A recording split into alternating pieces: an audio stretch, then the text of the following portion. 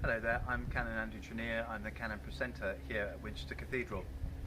I don't know if you've been watching on TV over the last few weeks the programme called Have You Got What It Takes to Be an Astronaut? Part of it was filmed here at the Wessex Centre in Winchester Cathedral. And last week, in a quite telling scene in an interview, one of the candidates was pressed about how much initiative they should take and whether they should obey orders. If they were up on the space shuttle or in the space centre and there was a raging fire all around them and they were going to die, but the people on the ground said, stay where you are, don't move, would they obey the orders?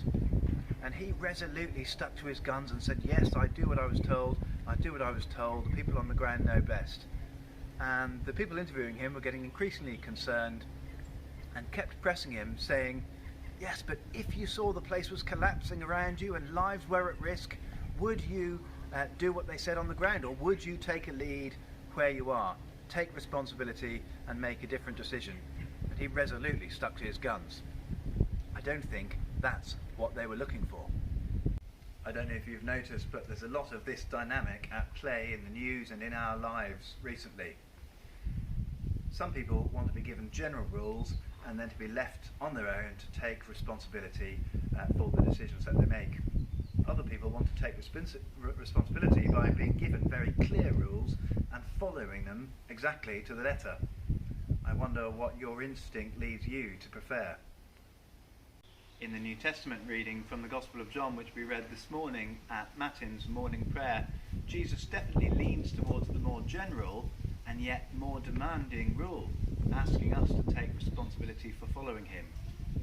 This is my commandment, that you love one another as I have loved you.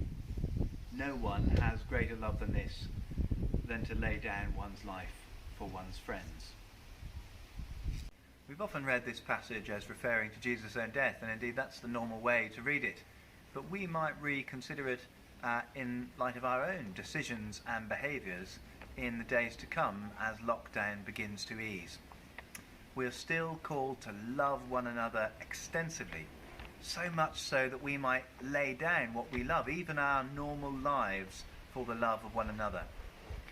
Jesus' approach is to share responsibility with us, his followers, to demonstrate his kingdom and to proclaim God's love for our neighbours and the world around us, but to expect of us much higher standards than we're used to.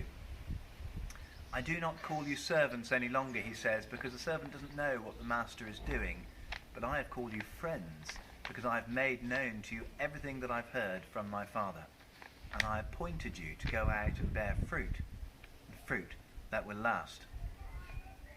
I hope we can all take some time today and over the weekend perhaps to consider our own decisions and behaviours in our families, in our workplaces, and as a church, and see that they fit the very highest standards of love for our neighbours, our family, and for the world round about us.